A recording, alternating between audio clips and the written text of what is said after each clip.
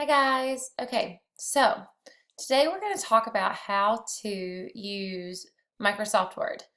Some of you might be experts at using Microsoft Word. Some of you might not have ever used it, which is why we're going to start from scratch so we all are kind of at the same place going into it from here on out, because we're going to use things like Microsoft Word, Google Docs, lots of different types of word processors all throughout this year, and you need to know how to use them. Microsoft Word is one type of word processor, just like Google Docs is. I know many of you are probably already working in Google Classroom.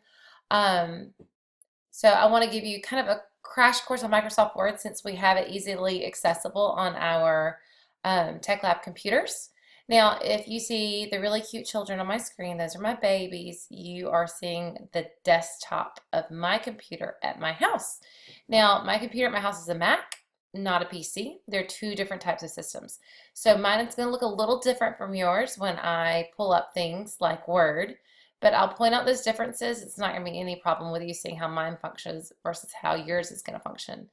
And it's probably a good thing because you might not always work on a PC. You might work on a Mac, and you're going to need to know how to jump from one type of device to another. So I'm going to take my cursor, and I'm going to go double click to open Microsoft Word. You guys, to open Microsoft Word, are going to have to go all the way down to the left-hand side of your screen. Go to that home button, the start button. Click into that, go to all programs, go to Microsoft Office 2013. It's in one of those little folders. You'll click into that folder. In that folder, you'll see a blue book that says Word, and that's what you'll go into. I, however, just have to click the icon because it's on my desktop. Now, you will pull up something that has choices too. You're going to pick a blank document, so just click onto that blank document, and your Word document will open.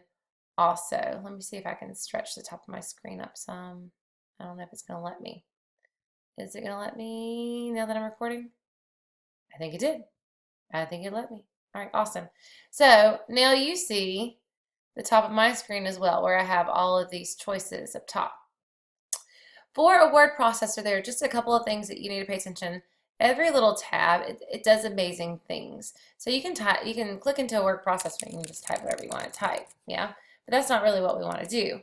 What we want to do is utilize this in a way that makes it meaningful. So if I wanted to go and type my name, Whitney, ooh, and I misspelled it, Whitfield, I can do that on this document. Now, I don't just get to type on here, I get to change things around. So let's pretend like I want to make it nice and pretty. I can take my cursor and I can run it across to select it.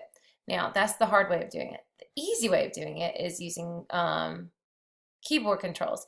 If you hit the command button and the A button, it'll highlight it automatically for you and you don't have to drag your cursor across it. Now, you might just prefer to drag. But when you get back and you went into the shortcut, you say, hey, Miss Whitfield, what's that shortcut? And I'll show you the shortcut, Command A, at the same time to highlight all of the text on your screen. So if I'd had a screen full of text, Command A would have highlighted all of it. Now, I want to change this. So I'm going to go up to just a couple of little quick things. Do you see how it's under the home button? If you had it under any other button, you wouldn't see these choices. See, I'm just clicking back and forth up here between my tabs. Under home, I've got easy choices for my font. So let's just go ahead and pick something fun. We'll pick chalk duster. I'm going to make it bigger. So come down here and select bigger. Now if I want it even bigger than that, I can click into this and type 82 or 92. It doesn't have to be in increments of 2. It could be anything. I'm just staying there. Oh, that's way too big. Command Z takes it back to where I was right before. That's another shortcut. Now, I might also want to Command A and center this. If you see these, this is everything's aligned to the left, align text left. This is center text. So I want that centered. I might even want this to be a fun color. You know, I like these colors, but I'm going to go more colors because I think I want hot pink. Like it. Perfect. Now, I can do other things to it. I'll select it. I can underline it if I want to.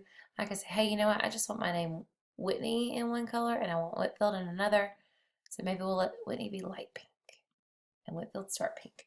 Okay, so you can do all of those different things. Now, Command A, remember that selects all of my material. I'm going to hit delete and just get rid of all that. I want to go and I want to add a table. I want to create a table inside my document. So I'm going to go up here to Insert, and I'm going to pull down to Table. Yours actually is easier than that. If you go up to Insert, you're going to see a little table on yours. Mine, I have to select the word table, and then I have to go over here to my table. You just go to something that looks like this when you go to Insert. Pull down, and I can make my table be any array that I want it to be. So I might want it to be 3 by 3. If I do want it to be 3 by 3, then I just select that, and I can type into it. Now my font, because of how I had it earlier, is too big to type in. Do you see how it messes all that up? So let me just go backspace, delete all that. I need to go back to this home section so I can change that font. I don't want it to be 82 font anymore. I want to go back to a normal size of 11. 11, 12 is a typical size that you're going to run into in word processors. I might not want to stay on chalk duster either because it's not so easy to read when you type something. So I might want to go something easy like Cambria, and we're going to go back to an automatic black. All right, so I could type anything in here like, oh, and I'm still underlined. Let me go unselect underline. Hi, guys. If I hit the tab button, it's going to take me over to my next box. But look, my next box is still remembering where I was last time. With Cambria and underline. How? Oh, and it's still pink. Are you? I could just Control A, but look what happens when I Control it. It selects everything. But this is actually a good thing for me right now because my boxes are still remembering the text that I had before, and I don't want them to do that. So if I select them like this, and I want to go and change all of them to Cambria, all of them to 11 font, I don't want any of them underlined. I want all of them to be black font. Now, oh, I think they're also, let's get rid of that underline. All right. Now my box got really small. I can fix that easily by coming over to this little corner over here, making sure I have the arrows, and widening my boxes. Bam. Hi guys, how are you? It's great to see you today. I can just type anything I want to in any of these boxes. Now remember, instead of clicking into them, if I want to go to the next box because I'm done typing, I could just hit that tab button and it takes me to the next box, and it will keep going if I hit tab, tab, tab again. Okay, so those are a couple of the basic functions that you're going to need to know. Let me Control, Command A, delete. Okay, if I want to do special keys, guys, we know to do special keys, you have to hold that shift button down, hold it down all the way down. Oh, let me bring my finger. Hold it all the way down and then take my other finger and find the special key and go click. So to do the @ sign, I hold my shift key down all the way down and I bring my other finger to the 2 and I go click, and it makes the @ sign. If you have a question about where any of the special keys that you might need are found, just kind of look around your keyboard at first. Explore it. Make it like a scavenger hunt. Okay, speaking of scavenger hunt, let me X out of this Word doc. We're about to do, don't save, a scavenger hunt. I'm going to pull this one up for you. I already have it ready to go. This is what your scavenger hunt's going to look like, our Microsoft Word scavenger hunt. There are a couple of things that you're going to do. You're going to type the alphabet in order, A through Z. You're going to find the comma key. That's towards the bottom right-hand side of your keyboard. And you're going to type a whole entire row of commas. Type the numbers 1 through 5, and then I want you to separate each number with a space and a comma. Find the $sign. That's one of those special keys. And then write the number 1000. And remember, if you're writing the number 1000, it has a comma in it. So let's see if you place that comma appropriately. Write your name in all caps. So that's figuring out how to use our shift key. Hold down shift and then hit the button, and instead of being a lowercase letter, it'll be an uppercase letter.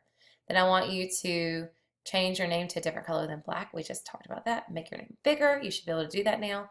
Change the font of your name, underline your name, write a question and end it with a question mark. That's another special key I want you to go searching for. Now, make sure what you write after your name looks like the font size and color from when you started. In other words, remember how I was having issues with my font being too big and pink? When I made my chart, I want you to make sure that you can go back and correct everything like I had to do. Now, I want you to play around and make a flower out of numbers, letters, and special keys. I'm not going to tell you what I want that flower to look like. You can make that as creative as you want it. Then at the very top of your monitor, Remember how I showed you where insert was? You're going to go to insert, you're going to insert a table that has 3 rows and 3 columns, adjust the size of your table, and in your table you're going to type your favorite foods into the boxes. It took me a while to figure out mine, so think about yours a little bit. You're going to make each word in your table a different color, a different font, and a different size, and then you're going to center each word in your table. Sounds like a lot, but you're going to have this sheet in front of you to reference, and I also have an example. I followed the instructions exactly, and this is what mine turned out looking like. So I did my alphabet, my commas, my numbers separated by commas. I did 1000, written out my name. I wrote a question, ended it with a question mark. Here was my pretty little, I think it looks like a rose, but make yours look different than mine. And then I did my box with foods in it, changed the colors, changed the fonts, changed the size, everything centered. If you get this far, peeps, then we will print yours off. If you get this far, raise your hand. We will print it off for you. If you don't get this far, we can save it and work on it at another time. All right, good luck, have fun, and go happy scavenger hunting.